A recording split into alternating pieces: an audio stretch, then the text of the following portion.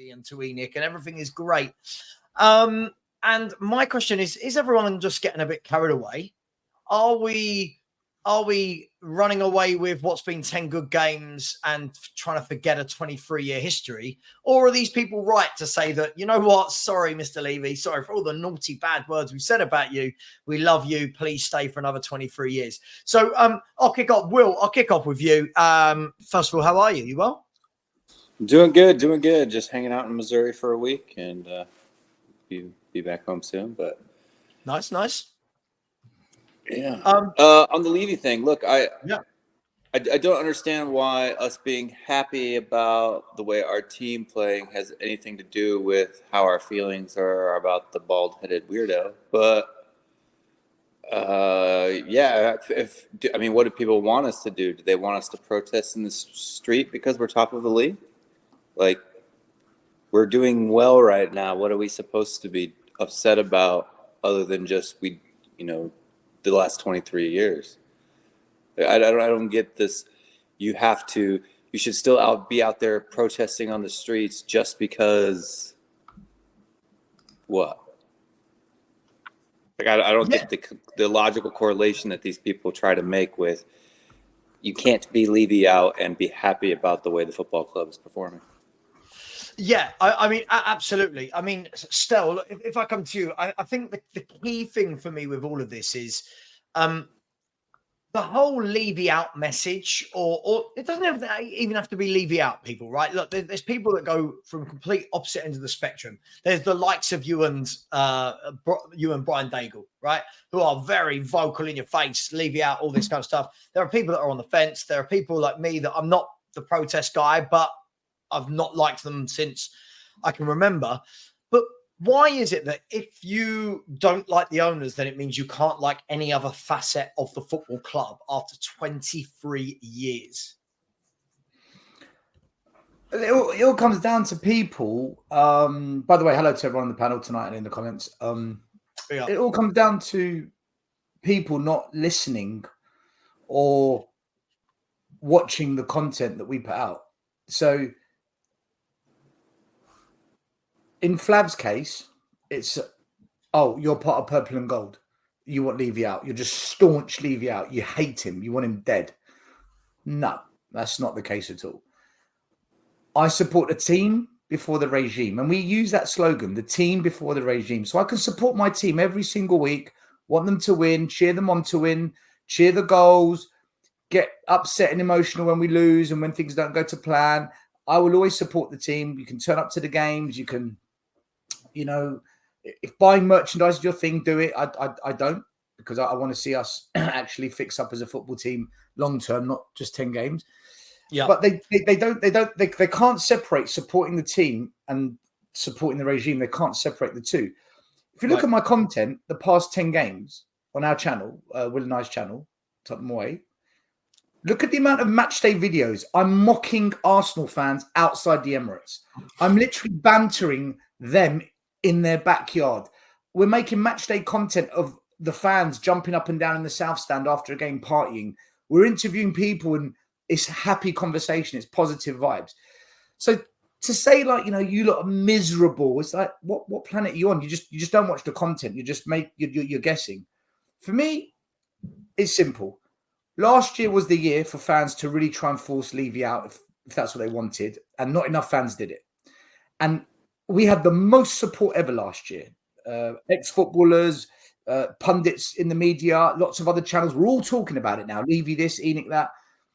So last year we had the most support for change at the top.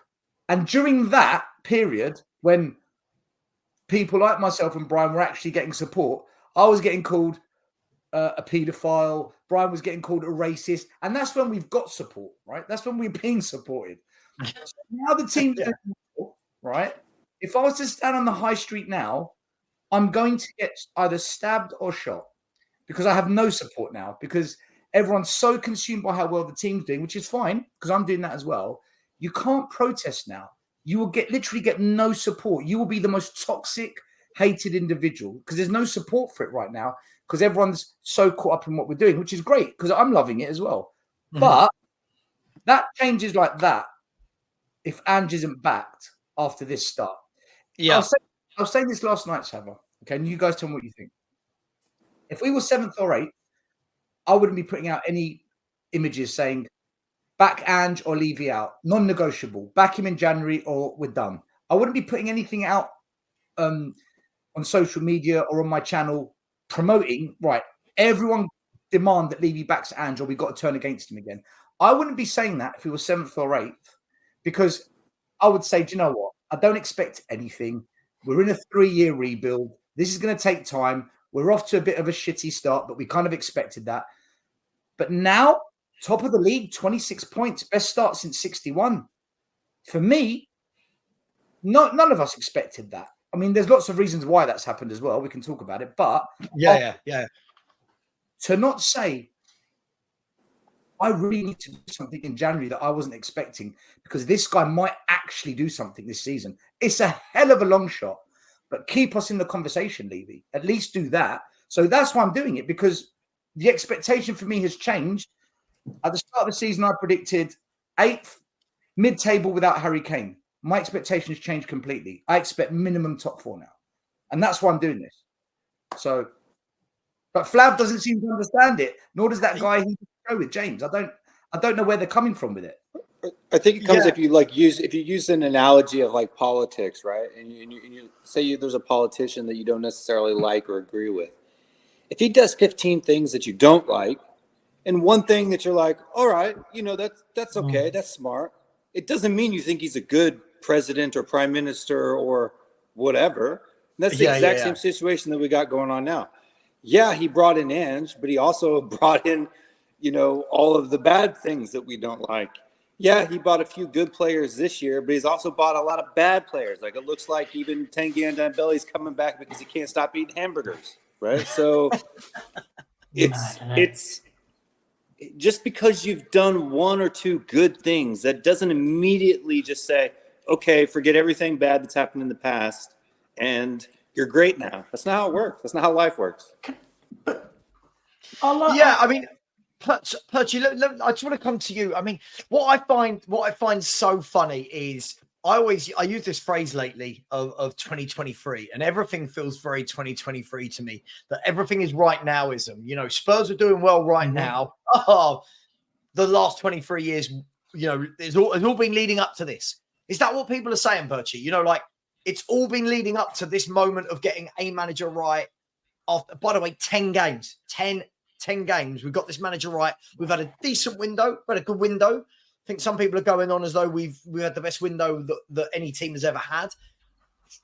Should that mean that people aren't entitled to still not like the owners? Or should it just be about building bridges now and we sweep it all underneath and go, yeah, do you know what? Forget about it. Everything is good again. I'll put it out here to everyone, to you guys and the chat and stuff. We've been here before. We've been 10 games and we were top of the league in December under Jose Mourinho. And you could argue, look how that turned out. Listen, I'm not saying it's going to be the same. I'm not going to say it's going to be better or worse. I'm not suggesting that.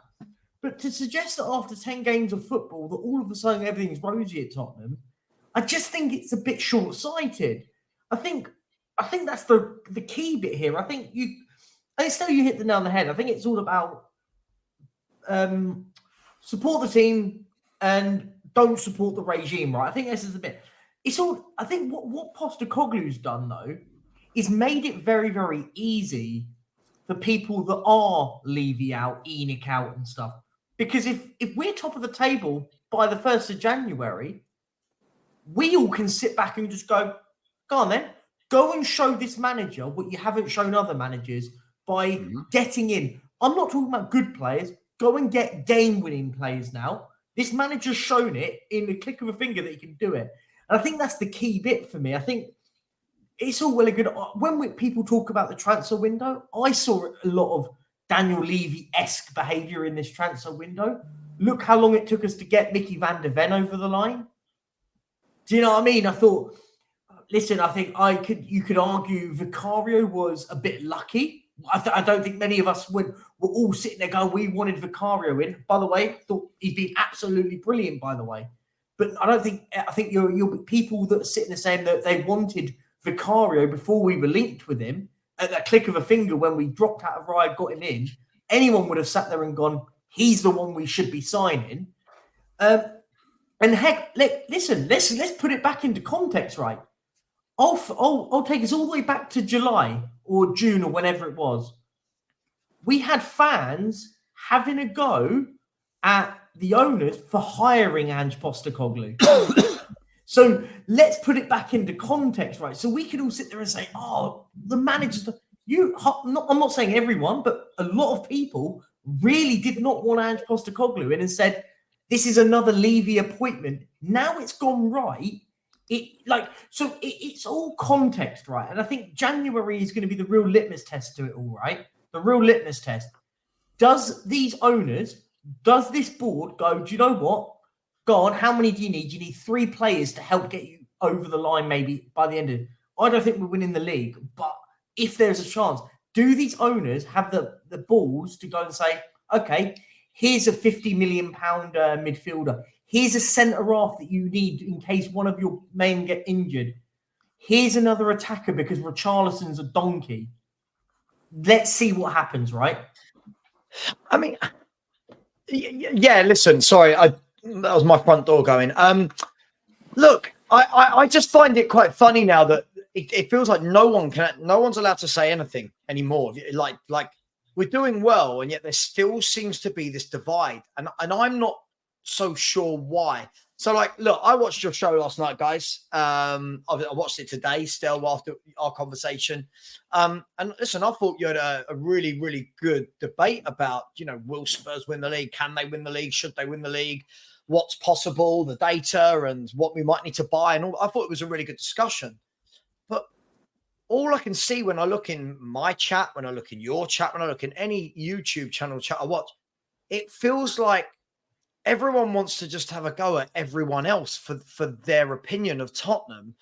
Why are we so divided? Why is a team that hasn't won anything for 16 years? Why are we so divided even in the times when we're doing well? I think it comes down to a little bit of pride, especially as content creators. Some content creators, I think, have this thing they have to be right, and it's the fact that they're right all the time that makes them have value as a YouTube pundit. But because it's I just see a lot of people having a hard time to say, I got this wrong, or I got that wrong, or I got this wrong. I mean, I predicted us to get 86 points last season, and I get bantered for that all the time, right? I was right up until game week 10, but after that, we all know how last season ended, right? Things happen, things happen that you can't predict, right? Nobody would have predicted that someone would have played a full season with a hernia. Nobody could have predicted that Bentancur is going to do his ACL in November, December, right? There's things that you just can't predict when we're talking about things on YouTube, especially, 4 or 5, 6 months in advance. And yeah, while it's good to be right more than it is to be wrong, I guess, in your opinions on YouTube, some people just can't let it go, and they double down on things that they need to just hold their hands up and say, I mean, Mickey van der Ven and Vicario. Was I super excited when we signed them? No, and they've turned out great, right? I thought Vicario looked shaky during the preseason. I mean, he did look shaky during the preseason, so I was right about that. And I said at the time, we'll have to wait and see, right? And now we've waited and we've seen a little bit. And so far, he looks great, right? And will that continue? We don't know. That's the whole point. Nobody knows for certain, right? You can only talk about probabilities. And I think it's the fact that people don't want to be called out, or they get afraid of being called. Look, I call people out all the time, but I don't care about if I get called. In fact, I welcome it. When I call someone out, I welcome them to call me out back, right? I think that's the fun part about the debate back and forth. But I don't ever take it as a personal jab to my ball knowledge or anything like that. So, because it's not tied to it. Yeah, I mean,